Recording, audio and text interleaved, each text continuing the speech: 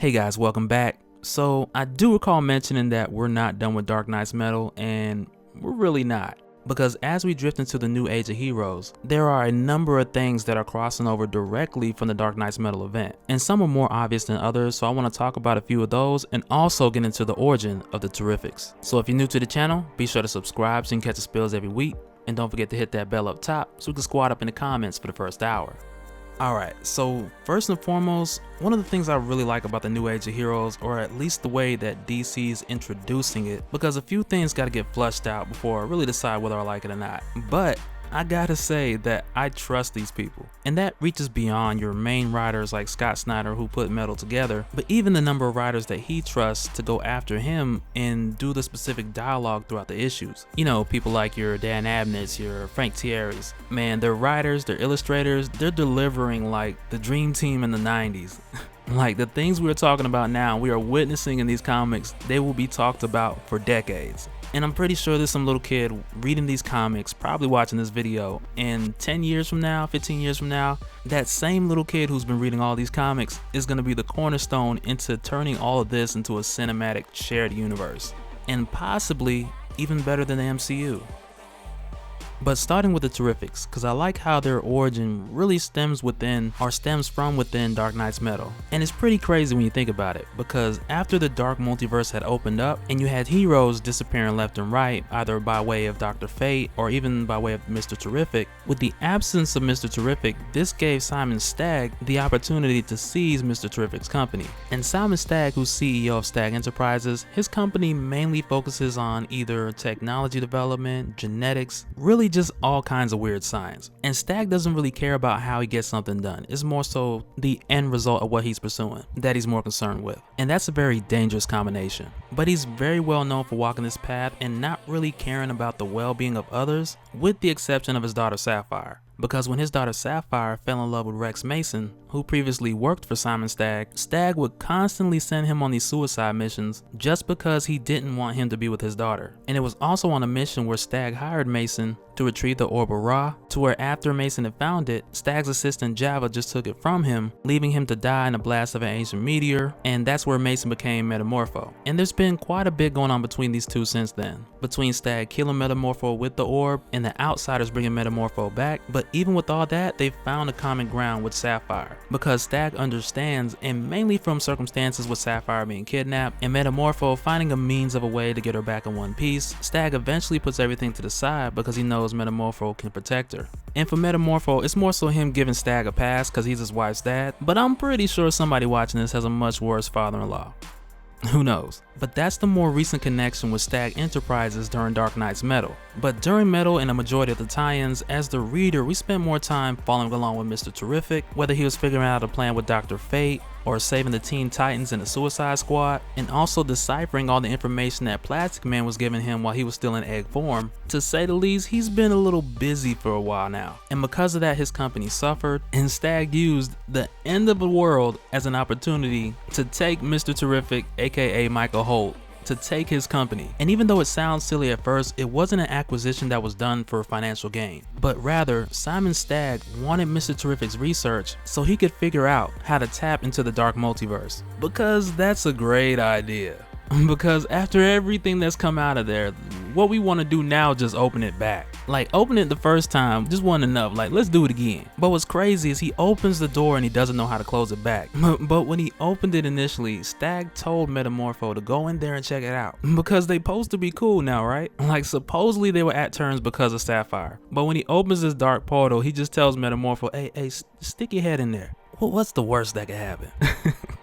For whatever reason, I think that's funnier to me than it should be. But either way, when Mr. Terrific comes here to speak to Simon Stagg, when he discovers Stagg has opened his portal, immediately he pulls in the Plastic Man egg. And this is critical that he does this, because moments after, Mr. Terrific, Plastic Man, and Metamorpho are sucked in. And it's really interesting that it happens this way, because at this point, Mr. Terrific is probably your leading scientist, or the person with the most knowledge about the Dark Multiverse, as far as people from Earth Zero and understanding it to a science. Next to him, I would say Batman, but Mr. Terrific, I would say more so, because when Batman disappeared into the Dark Multiverse, not only did he learn more from that point on, but to take it back even further, even to the very beginning of Dark Knight's Metal, he's the one that that Batman had called in to figure out what exactly was going on. And even the time spent here when he's working with Batman and traveling to different universes, this time spent in this research gained, it all comes around full circle to what we see now in the new Age of Heroes, with him neglecting his company and learning more about the dark multiverse. And from him pretty much following Batman's lead and picking up from where he left off, because Batman was the first to discover it after Hawkman disappeared, and so he called in Mr. Terrific, who's top 3 smartest man in the world, and from there going forward, that's how Mr. Terrific began to be your expert of sorts of the dark multiverse. And that's not even to say that he understands it 100%, but through a number of experiences like seeing the Batman Who Laughs cards who could manipulate reality, and how the Batman Who Laughs was able to take control of his T-spheres, all of these things happening that we saw in Dark Knight's Metal, these were all learning experiences. And once again, what I love about the Terrifics going into the new Age of Heroes is that we're going to get a lot of Easter eggs for things like this. And I love that it's done this way, because things that happen, they're coming from a sequence of events. They're not just happening,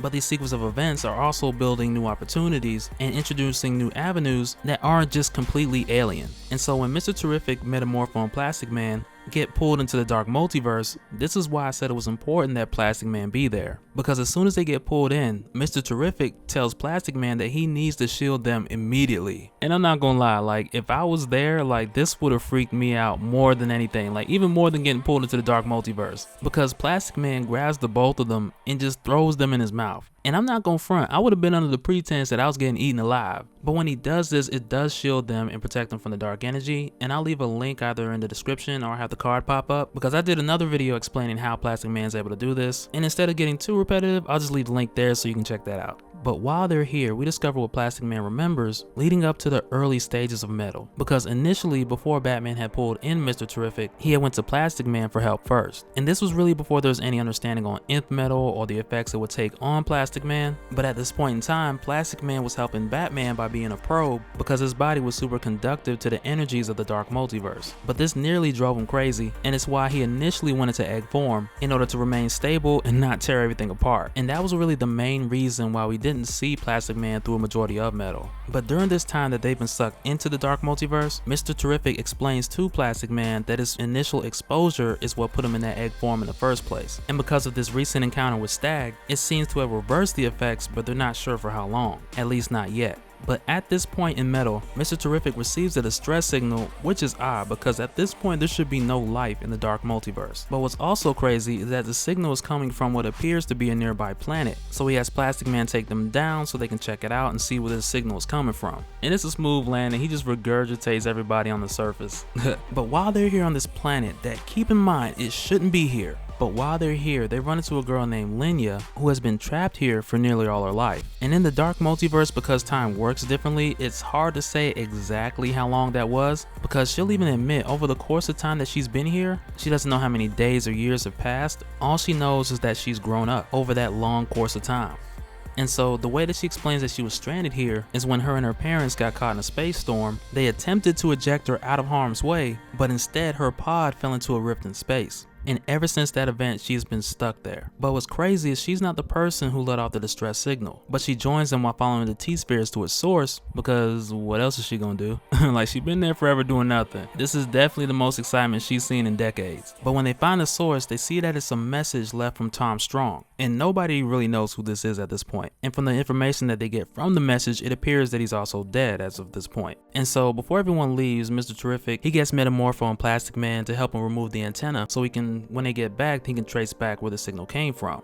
And this lets off a huge surge of energy on a fantastic scale, pun intended, because when this happens, they find out that they're not standing on a planet, but instead of this being a planet, they have been actually walking across the whole time the body of this giant corpsey looking survivor of this destroyed universe. And when I see this, I can't help but think of Galactus from Marvel Comics. And just like how he's a survivor of the previous universe, whoever this guy is, it seems very much like that same thing, but coming from the dark multiverse. And if, just if this is what I think it is, man, this is going to be a huge discovery, because I think it's the Forger, the original Forger. And I'll elaborate more on that in a little bit, but I gotta get my Fantastic Four thoughts out real quick, because I see certain similarities with the setup.